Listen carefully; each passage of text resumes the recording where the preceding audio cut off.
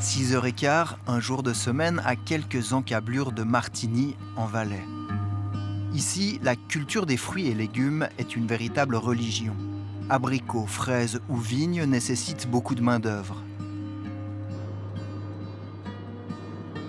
Alors des dizaines d'hommes et de femmes rejoignent leur lieu de travail ou attendent un providentiel patron.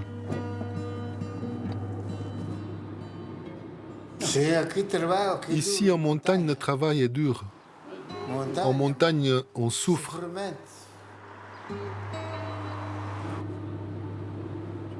Les regards sont fuyants.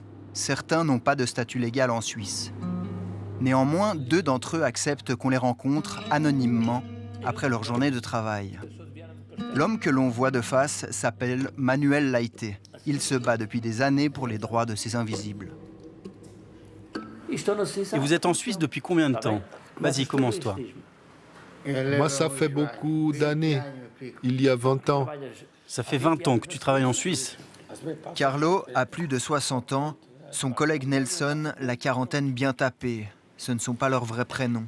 Ils sont nés en Guinée-Bissau, une ancienne colonie portugaise, et disposent donc de papiers européens, ce qui leur permet de travailler en Suisse. Tu travailles de quelle heure à quelle heure?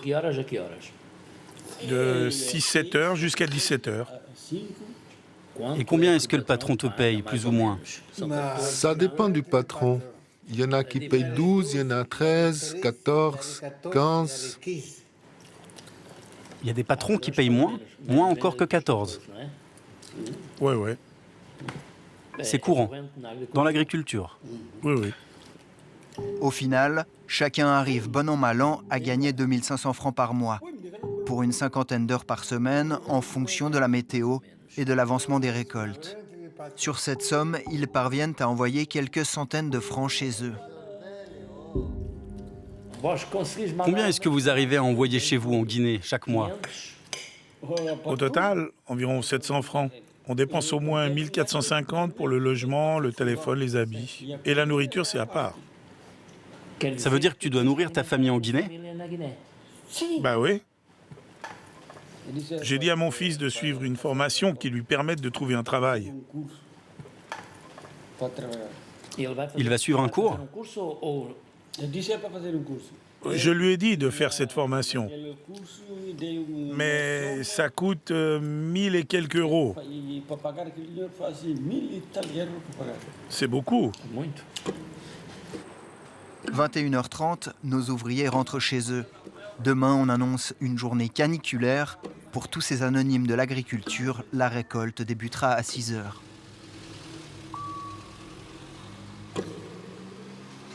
Le seul job, la seule porte, c'est quoi? C'est l'agriculture.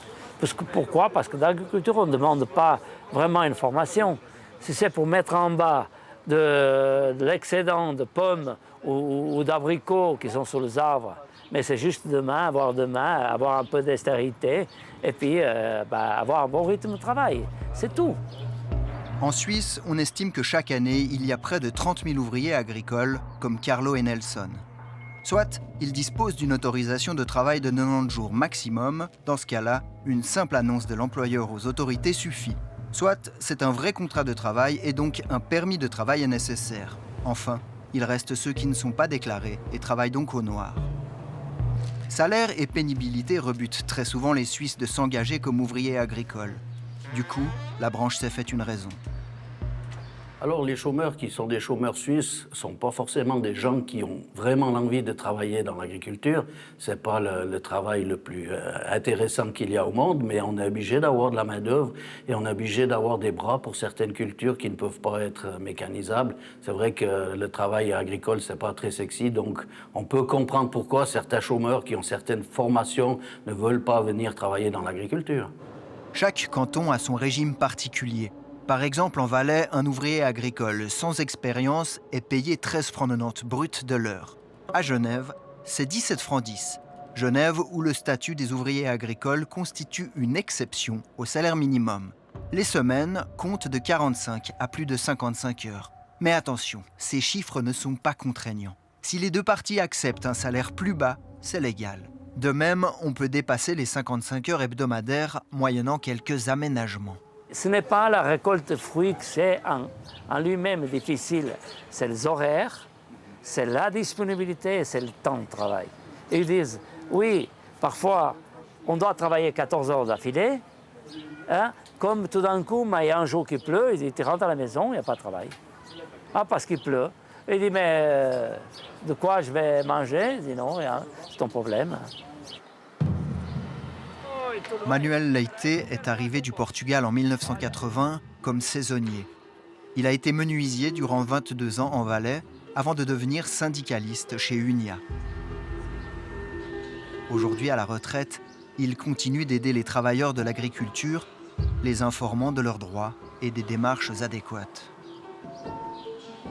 Le gars tout à l'heure, il m'a dit qu'il y a un contrat par une agence de travail temporaire qui est renouvelé de 15 en 15 jours. Imaginez-vous, quelle est la précarité dans un travail comme ça. Dans le temps, c'était le travailleur italien, portugais, espagnol.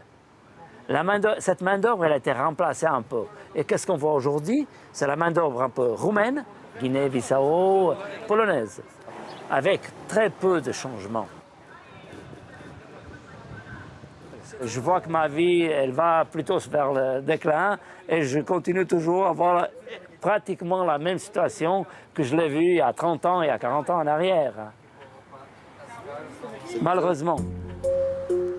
Pour la Chambre valaisanne d'agriculture, la mauvaise situation économique des ouvriers agricoles est aussi celle de l'agriculture suisse dans son ensemble.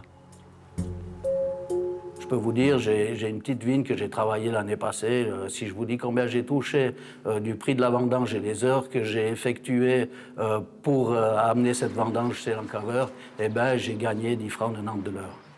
Quand on pense que certaines fois, le patron de l'entreprise touche un salaire horaire qui est encore inférieur à ses employés lorsqu'il a tout payé ses charges, on aimerait bien payer beaucoup plus nos employés. Mais pour ça, il faudrait que les produits soient mieux payés. Ça me touche parce que ce sont des êtres humains. Hein. C'est des êtres humains qui ont droit au respect, qui ont droit à la dignité et, ma foi, un salaire convenable. Et c'est ça que je ne vois pas. Je comprends que dans l'agriculture, ce n'est pas le meilleur secteur pour faire des bénéfices, mais quand même, quand on voit les grandes chaînes, le profit ou le bénéfice qu'ils réalisent à longueur des années, hein, et je parle notamment de noms assez connus comme Migros et Coop, hein, des noms de bleu, qui payent un peu plus aux producteurs pour que le producteur puisse payer un peu mieux à ses employés et à ceux qui produisent.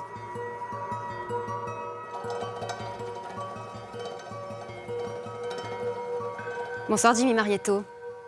Bonsoir madame. Merci d'être avec nous depuis Berne. Vous êtes le directeur de Fruits Union Suisse, la fêtière du fruit,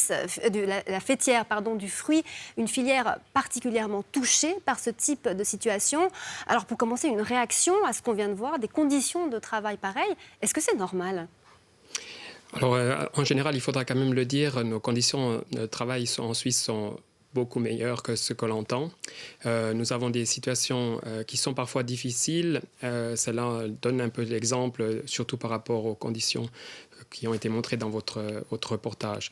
Mais c'est une exception. Nous travaillons à la durabilité, pas seulement économique et écologique, mais aussi sociale, et nous avons des responsabilités.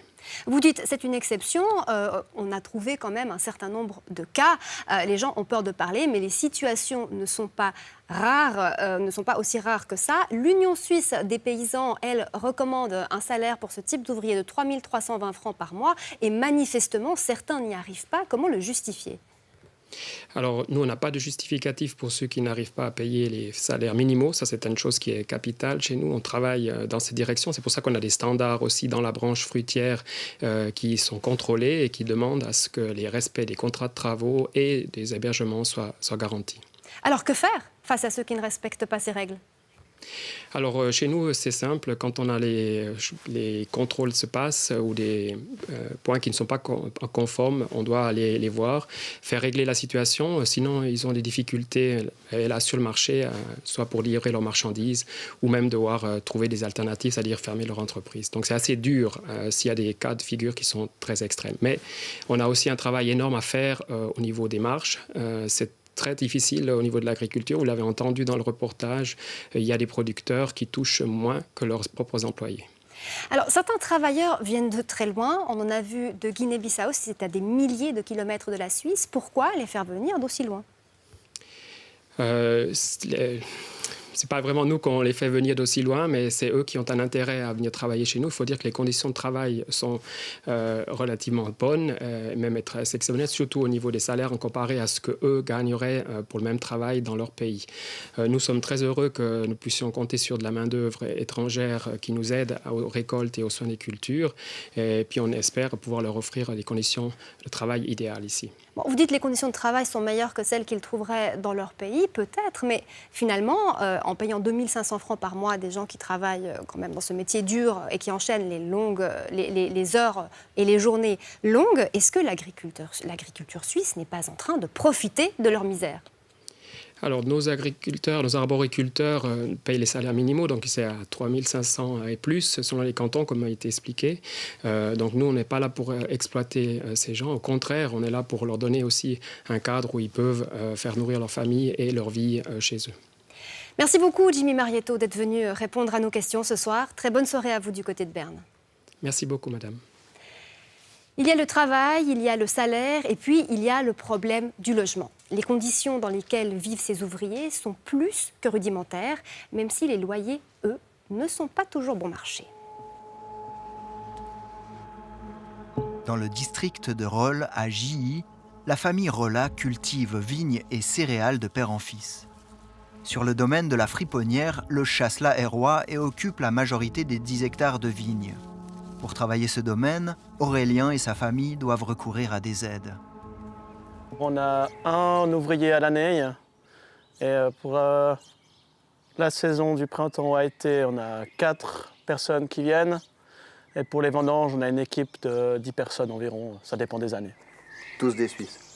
Alors non, depuis pas mal d'années, l'employé qui est d'origine polonaise fait venir sa famille et ses connaissances durant les différentes saisons où il y a le plus de travail, c'est-à-dire la saison des effeuilles entre la fin du printemps et l'été et les vendanges. On est obligé d'avoir une équipe pour pouvoir travailler ces terres.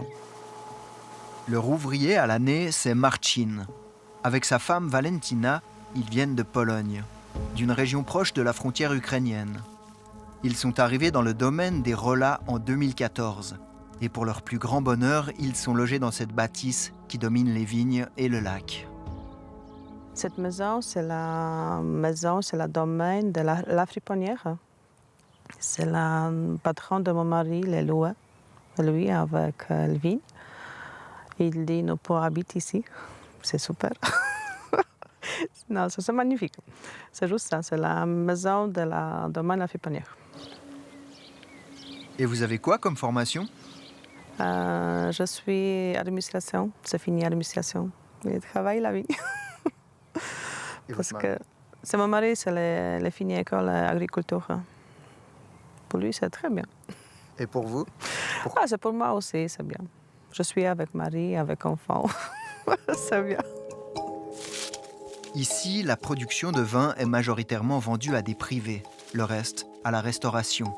Conséquence, des marges plus élevées qu'avec la grande distribution. D'après ce qu'ils nous ont dit, les ouvriers sont payés légèrement plus que le salaire recommandé par l'interprofession vaudoise, qui est de 15 francs 70 brut de l'heure. Pour nous, les ouvriers, c'est pas juste des ouvriers, on les prend pour nos amis et puis ils nous le rendent bien aussi au niveau du travail. Donc, par exemple, mon papa, il a été brûlé au 3e degré il n'y a pas énormément de temps. Marcin, donc notre ouvrier à l'année, a pris le lead, puis on a vu que le travail a été fait malgré que le grand patron n'était pas forcément là, quoi. Un point sensible concernant les ouvriers agricoles, c'est le logement. Dans des zones avec une forte demande comme l'Arc lémanique, la pression est forte et interdiction de construire en terrain agricole. Loger des gens durant le temps des vendanges, par exemple, peut devenir très compliqué. Sur le domaine, on a une grande chance, c'est qu'on peut tous y loger au domaine. Donc une partie ici à la friponnière et une autre partie au domaine qui se trouve au village. Ils ont des chambres ici et en bas au village, ils ont un dortoir où ils sont 3 dedans. C'est luxueux, c'est comment? Alors je dirais pas que c'est le 4 étoiles, mais j'ai l'impression qu'ils sont quand même bien logés chez nous. Pour un lit dans ce dortoir, chaque ouvrier débourse 330 francs. Pour cette somme, il bénéficie aussi d'une cuisine commune. De telles conditions ne sont pas toujours la norme.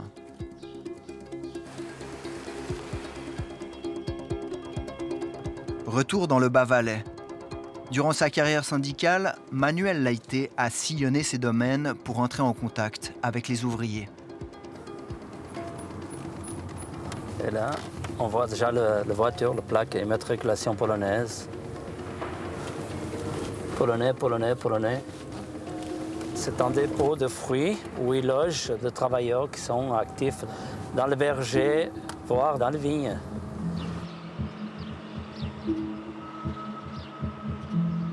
C'est le strict minimum, hein. C'est le logement à plusieurs chambres et souvent une cuisine communautaire, des toilettes aussi communautaires. Impossible pour nous de pénétrer dans ces lieux pour en constater l'état. Souvent, les ouvriers eux-mêmes s'y opposent, de crainte que cela ne leur crée des ennuis.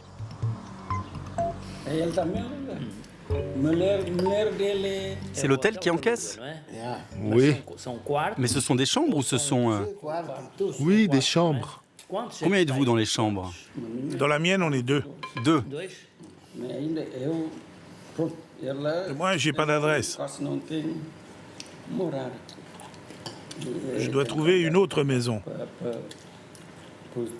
La commune me demande une adresse et mon patron ne veut pas que je donne cette adresse. Il ne veut pas. Pour moi, tout seul, pour un lit simple, je paye 400 francs. C'est très cher. J'aimerais bien avoir une chambre à moi, mais j'y arrive pas. Je dois demander des documents, je dois demander... Bien sûr. Tu payes 400 francs pour partager la chambre avec un autre. Non, juste pour mon lit. Juste un lit? Un lit de chantier. Tu vois comment c'est? Oui, oui. Oui, un lit en fer. On continue à voir la même chose. Le logement, mais il continue aussi précaire, à 3 ou 4 dans la chambre, hein, et qui a payé pratiquement le prix d'une chambre à chacun de ce participant seul. Hein. C'est-à-dire que le propriétaire, il encaisse 3 ou 4 fois plus de loyer que ce qu'il devait encaisser. Comme dans tous les cantons, la mise à disposition d'un logement par l'employeur est encadrée par la loi. Pas plus de 3 personnes par chambre, et chaque employé doit disposer d'un lit, d'une table de nuit et d'une armoire fermée. Mais souvent, c'est à l'ouvrier agricole seul de se loger. Alors, avec un statut aussi précaire, il doit se contenter de ceux qui ne trouvent pas preneur sur le marché libre.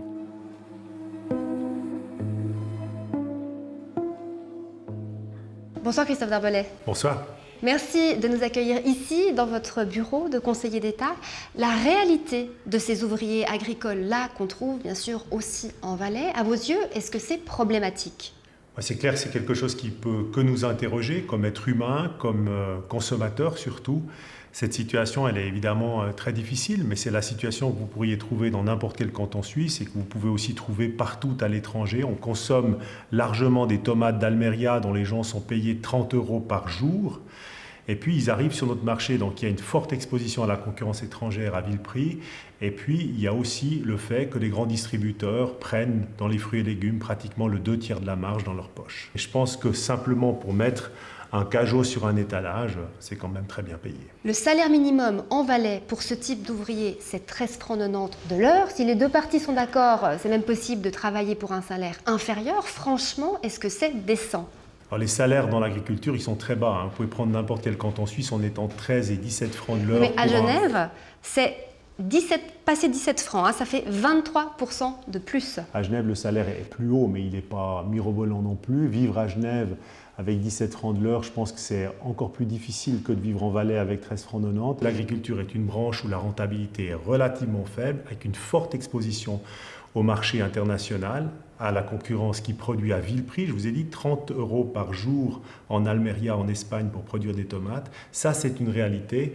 Et je crois qu'on doit vraiment se poser la question de ce qu'on consomme et du prix qu'on paye pour nos aliments. Il n'y a pas de chose plus importante que de se nourrir, de payer des prix décents. Et là aussi, de la part des grands distributeurs, d'assumer une responsabilité environnementale, c'est très bien. D'assurer une responsabilité sociale, ce serait encore mieux.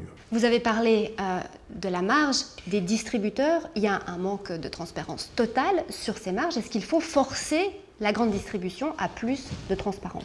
Je pense que c'est le consommateur d'abord qui doit décider ce qu'il achète, et puis c'est par son acte d'achat qu'on assume aussi cette responsabilité. Moi, j'espère que de plus en plus on achète directement au juste prix, ce qui permettra à tout le monde de vivre plus décemment. Mais comment est-ce qu'on fait comme consommateur pour acheter juste? Comment est-ce que vous faites vous-même? J'achète local, j'achète pratiquement pas de produits d'importation, et puis j'essaie d'acheter directement chez le producteur. L'autre élément stupéfiant, évidemment, c'est le logement. Alors, on a vu un exemple dans le reportage, 3 à 4 lits dans une chambre, loués 330 francs par mois. Ça peut faire plus de 1000 francs par mois pour une chambre. Et encore, c'est un bon exemple. Pourtant, on est bien au-dessus des prix normaux, des prix du marché. Est-ce qu'il faut fixer un cadre plus strict ? Disons qu'un agriculteur qui encaisse 1300 francs par mois pour une chambre avec 4 lits à l'intérieur, moi ça me choque. Je trouve ça absolument dégoûtant. Et qu'on ose en plus l'assumer, ça me choque encore plus.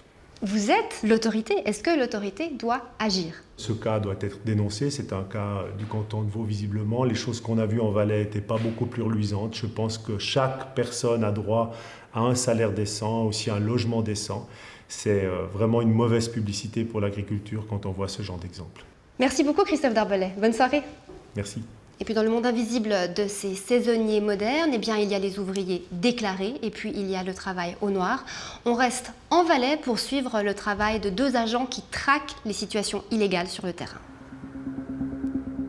Travail et revenus déclarés, annonce de l'employé aux caisses sociales, papier en règle, salubrité du logement s'il figure sur le contrat de travail, voilà autant d'éléments que contrôle le service valaisan de protection des travailleurs. Pour Nicolas Bolly, la situation dans l'agriculture est loin d'être alarmante. En 2016, la commission tripartite cantonale a examiné les salaires de 300 exploitations. On a 1770 personnes qui ont vu leur salaire examiné. Et on a identifié que moins de 2% de ces contrats recelaient des salaires qui étaient trop bas. Donc de ce point de vue-là, en tout cas sur la base de ce qui a été examiné, il n'y a pas de sous-enchères abusives et répétées. 2% des salaires examinés étaient donc inférieurs à celui du contrat type, qui est, rappelons-le, non contraignant. Depuis 2016 et cette opération massive, les contrôles dans l'agriculture sont donc épisodiques. Ils concernent entre 10 et 20 exploitations chaque année sur les 2654 que compte le canton. Aujourd'hui, une équipe prépare une opération sur le terrain dans une exploitation.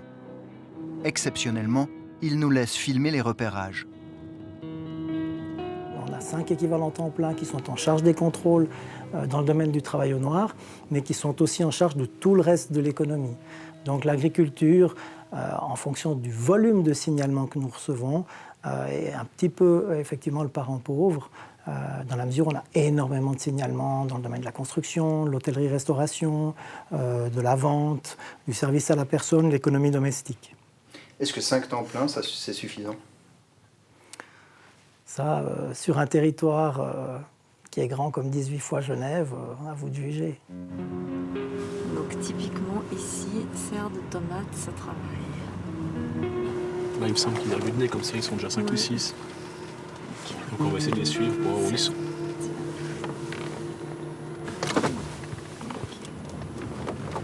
Dans la camionnette, plusieurs ouvrières s'apprêtent à aller sur un lieu de plantation. Mais sans raison apparente, le véhicule fait halte. Donc là, clairement, ça peut être des logements, ça.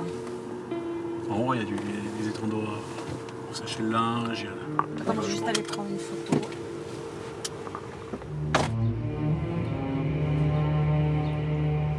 Quelques clichés qui permettront de préparer au mieux l'inspection.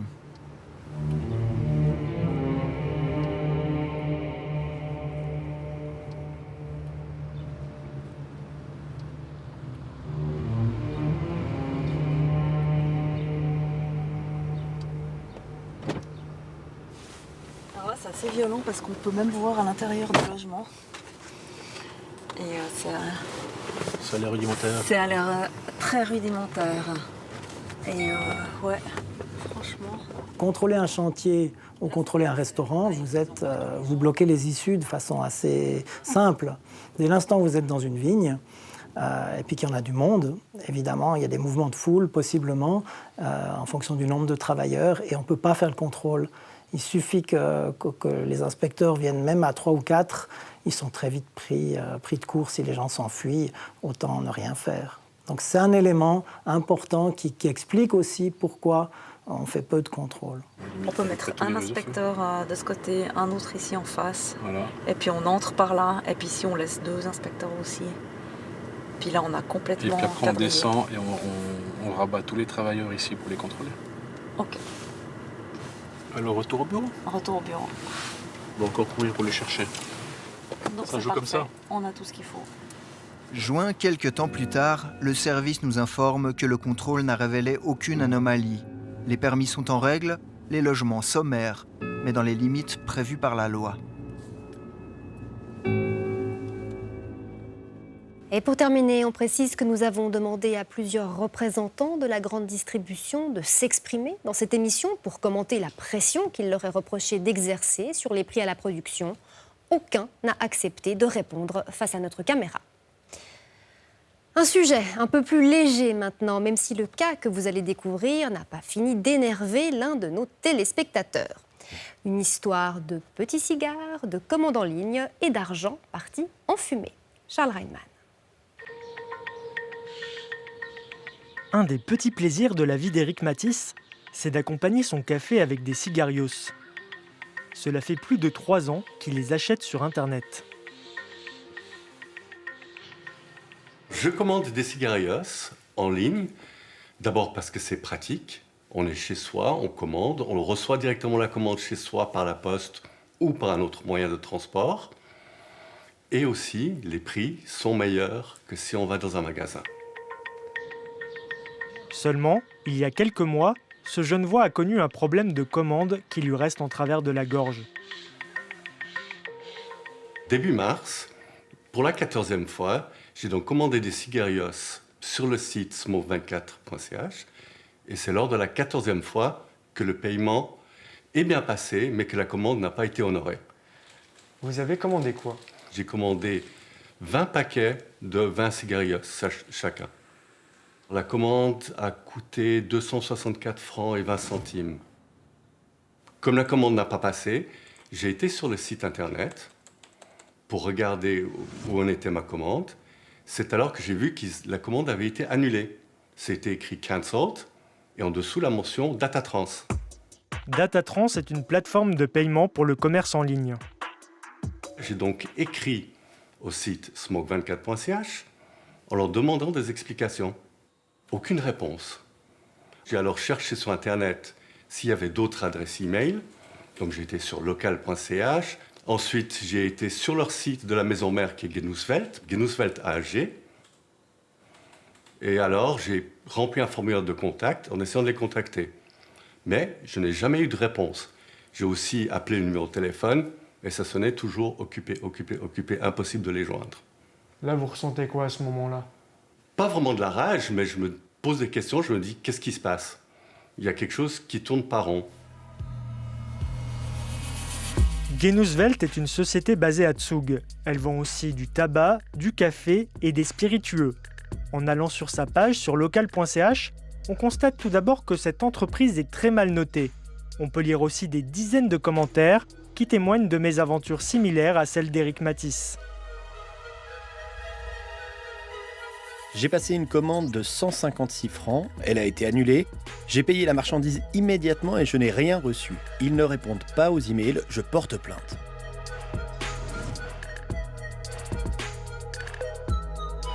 Marchandises commandées en octobre 2021, payées avec Twint.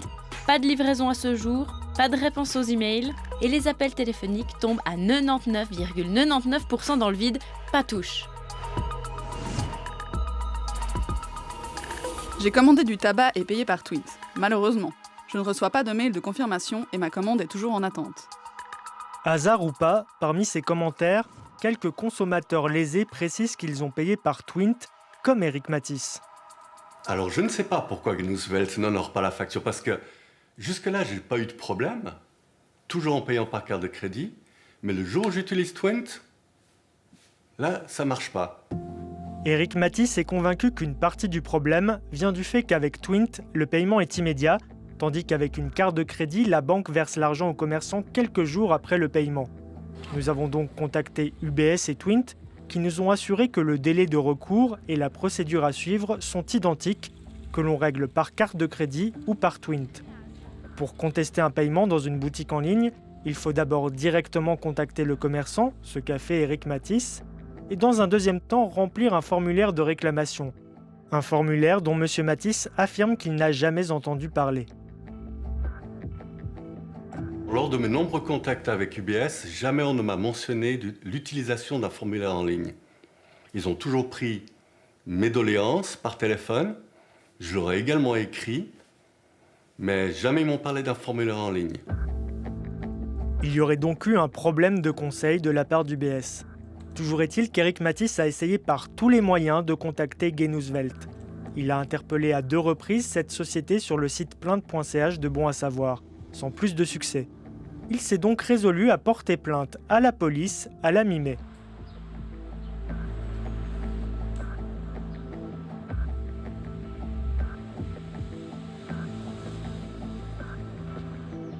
En attendant de récupérer sa commande ou son argent, Eric Matisse a pris les devants.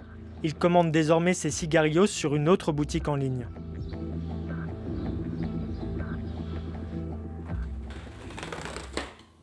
Nous avons bien sûr cherché à connaître la version de la société Genusswelt qui exploite le site Smoke24. Nous n'avons obtenu aucune réponse.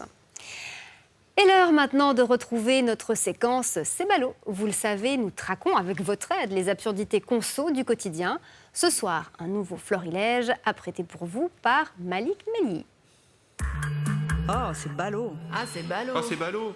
Bonsoir Malik. Hop Suisse. Le maillot de l'équipe Bonsoir, suisse, Linda. carrément. Vous savez que le studio des sports, c'est de l'autre côté, si jamais. Oui, je sais. Est-ce que vous suivez le foot, Linda?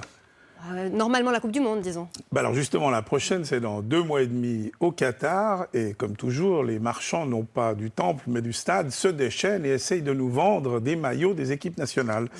Comme par exemple ici, dans cette publicité qui est parue dans tous les journaux du groupe Tamedia. Et ça, c'est un téléspectateur qui nous l'a envoyé parce qu'il y a un loup. Il y a effectivement un petit loup parce que sur les 14 maillots proposés, 4 des équipes nationales ne sont tout simplement pas qualifiées. La Turquie, l'Afrique du Sud, la Suède et l'Italie. Ouais, il y a quelque chose de cruel presque à leur à proposer les maillots aux fans. Ça retourne un peu le couteau dans la plaie. Ouais, heureusement, les gens du groupe Tamedia s'en sont aperçus parce que dans les dernières pubs qui sont parues dans les journaux, on précise pour les vrais fans, même si leur équipe ne participe pas à cette Coupe du Monde. Alors bon, regarder un mondial avec le maillot de son équipe nationale qui n'est même pas qualifié, c'est vrai qu'il faut être fan, mais il faut être aussi un petit peu maso quand même. Ouais, au département marketing de Tamedia, on n'est vraisemblablement pas les champions des paris sportifs. Vous nous avez aussi amené 2 certificats Covid. On va comprendre pourquoi tout de suite en images. Et maintenant, je vous emmène chez monsieur François Schilling. Il habite dans la campagne genevoise. Bonjour, monsieur Schilling. Bonjour. Bonjour. Monsieur Schilling a eu comme un souci avec sa 4e dose de vaccin Covid. Je devais partir en vacances début septembre. J'ai pris une 4e dose de sécurité, je dirais, au cas où ils redemandent le vaccin pour voyager, prendre l'avion ou le train. Je m'offre une 4e dose pour pouvoir partir en vacances. Une sécurité. J'ai pris rendez-vous pour début août à l'hôpital cantonal pour me faire vacciner. Et arrivé sur place, à la réception, on me dit j'ai déjà eu 3 doses de Moderna, hein, donc les 2 premières et le booster. Et il me dit on vous propose le vaccin Pfizer qui est plus efficace que le Moderna, et puis ça fait un cocktail avec le Moderna, que du bien. Alors ensuite, l'infirmière vient, puis elle me dit « Ah, bravo, vous avez pris la dose Pfizer, un peu trop Moderna. C'est une bonne idée, parce que ça fait un bon cocktail. » Elle m'a à peu près la même chose qu'on m'avait dit à la réception, et puis elle me fait la piqûre. Après, on attend, je crois, 5 minutes, enfin, on ne s'évanouit pas, et puis... Tout s'est bien passé? Oui, tout s'est bien passé, oui. Et puis, ils m'ont dit que je recevrais le certificat le lendemain par email. Ce qui s'est passé? Oui, 24 heures après, j'ai reçu le certificat qui est là, et en le lisant, je vois que j'ai été vacciné au Moderna. Pas au Pfizer? Ah, au Moderna, oui. Alors, je téléphone à l'hôpital, ouais. Et je leur demande, écoutez, vous vous rappelez de moi, hier, je suis venu me proposer le Pfizer et tout. Ils me disent, oui, je vous connais, mais... Puis je dis, mais je vois sur mon certificat que je suis vacciné au Moderna. Et la réceptionniste me dit, ah, attendez, on va regarder. Non, non, vous avez bien été vacciné au Moderna. Je dis, mais c'est quand même fort, vous m'avez dit que vous me vaccinez au Pfizer et je suis avec mon Moderna sur mon certificat. Ils m'ont dit, ils m'ont fait patienter 2-3 minutes au téléphone, puis, ah oui, effectivement, vous avez été vacciné au Pfizer. Ça a changé? Ça a changé, ouais, 3 minutes. Et ils m'ont renvoyé un certificat, et certificat, je suis vacciné au Pfizer, le deuxième. Donc j'ai un certificat Moderna, un certificat Pfizer. Et vous êtes sûr que vous avez reçu une seule dose? Oui, j'ai été vacciné qu'une fois, oui, j'ai reçu qu'une piqûre. Oui, oui. D'accord. 2 certificats pour une seule dose. Voilà, et il y a un numéro de lot qui est marqué sur le certificat pour identifier chaque dose de produit, d'où elle vient, d'où elle provient, et c'est le même numéro de lot. Alors que c'est 2 marques différentes? 2 marques différentes. C'est incroyable, ça. Donc voilà. Maintenant, je ne sais pas si j'ai reçu du Moderna ou du Pfizer, puisque sur un simple coup de téléphone, ça a changé. Donc, en fait, vous avez 2 certificats qui sont tous les 2 valables? Tout à fait, oui. Ouais. Donc, je peux choisir si je voyage, où je vais. C'est incroyable. J'ai qu'à me promener avec. Ils sont les 2 là. 2 certificat? Voilà, exactement. COVID. Un Moderna, un Pfizer. Super. Et vous avez tombé le maillot. Oui. Ah, c'est bien, ça fait plus sérieux, ça va mieux avec le contexte. Malik, avec toute la rigueur, avec toutes les exigences en matière de traçabilité qu'il y a au niveau des vaccins, ça interpelle quand même ce qu'on vient de voir. Comment est-ce que les HUG expliquent cette situation ? Bon, l'hôpital confirme d'abord à M. Schilling que c'est bien le vaccin Pfizer qui lui a été administré. Et puis ensuite, les HUG plaident l'erreur administrative. En fait, comme le vaccin a changé au moment de la piqûre, il avait du Moderna et on lui a proposé du Pfizer, ce qu'il aurait fallu faire, normalement, dit l'hôpital, c'est modifier à la main le certificat avec le bon numéro de lot et la bonne marque. Et au lieu de ça, on lui a envoyé un deuxième certificat, tout aussi valable que le premier.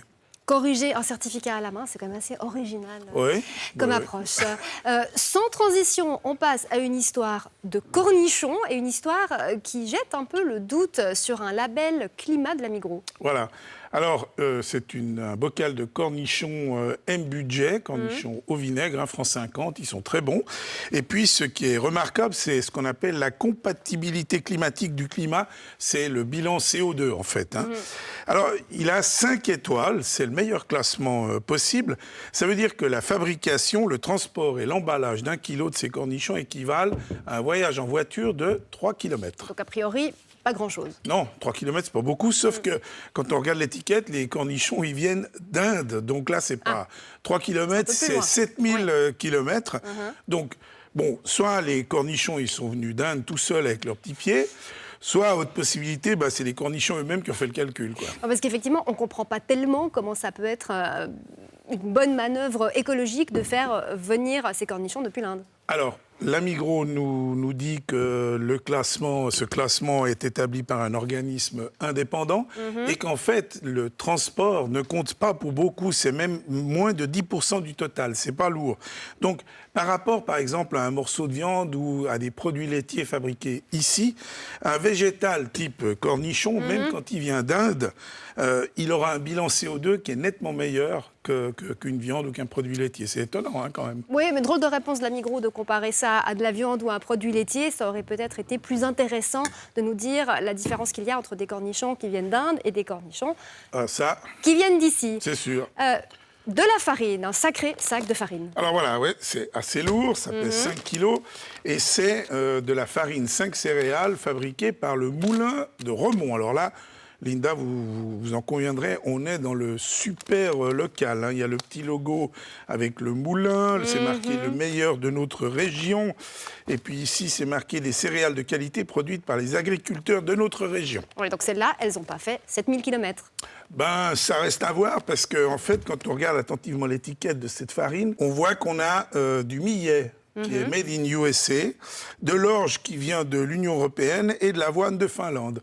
Et puis dans d'autres mélanges de ce même moulin, on a des produits chinois, canadiens et bulgares. Donc la région de Remont, c'est vraiment extensible. Oui, la Glane, c'est un district très sous-estimé. C'est une drôle de définition tout de même du local. Que répond le moulin en question? Alors, son directeur nous écrit que la très grande majorité du blé provient d'un rayon de 25 km autour de Remont. Mais pour certains mélanges, comme celui-ci, on est obligé d'importer certaines céréales d'un peu partout. Mais c'est très très peu. Ça représente moins de 1,5% de toutes les farines vendues. Bref, le directeur, il a la conscience tranquille. Donc voilà, ça va rester comme ça. Non, pas tout à fait, parce que par souci de transparence, désormais, le moulin va modifier son étiquetage et il rajoutera le pourcentage de chaque produit étranger. C'est déjà ça. Et alors, pour terminer, Linda, je vous montre 2 tortelloni. Est-ce que vous arrivez à faire une différence? Pas du tout, je devrais? Non, pas vraiment. Okay, c'est tout à fait normal, parce que ces 2 tortelloni, ils viennent de ces 2 paquets. Alors, c'est les mêmes tortelloni, de la même marque, achetés le même jour dans le même magasin Migros. C'est des tortelloni Anna's Best. Mais il y a quand même une minuscule différence. Regardez bien, sur ce paquet, le Nutri-Score est marqué C. Et sur celui-là, acheté le même jour dans le même magasin, c'est marqué B. C'est B. Et ça, comment est-ce que c'est possible sur le même produit? Eh ben, c'est vraiment subtil, là, on a dû chercher. En fait, si vous regardez ici, sur la quantité de sel, pour le C, le Nutri-Score C, c'est 1,2 g pour 100 g de produit. Tandis que pour le B, c'est 1,1 g pour 100 g de produit. Alors, Migros nous confirme que la recette a effectivement été modifiée. 0,1% de sel en moins pour 100 g. Tout le reste de la composition est exactement la même. Et avec ça, on passe du Nutri-Score C à B, ce qui est mieux. On est vraiment peu de choses. On est peu de choses, et puis ça confirme que certains industriels adaptent leurs recettes pour améliorer leur Nutri-Score, mais parfois dans des proportions infinitésimales. Ah, c'est le cas de le dire, oui. Merci beaucoup Malik, très bonne soirée à vous. Bonne soirée. Et puis maintenant, eh bien, c'est à vous de choisir. Vous pouvez voter pour votre absurdité conso préférée sur notre site ou sur notre page Facebook. Et à la fin de l'année, eh bien, nous décernerons le Ballot d'Or. Et puis, dans l'immédiat, eh bien, on compte aussi sur vous, évidemment, pour continuer à nous signaler toutes les absurdités que vous repérez. Pour cela, une seule adresse, abe@rts.ch.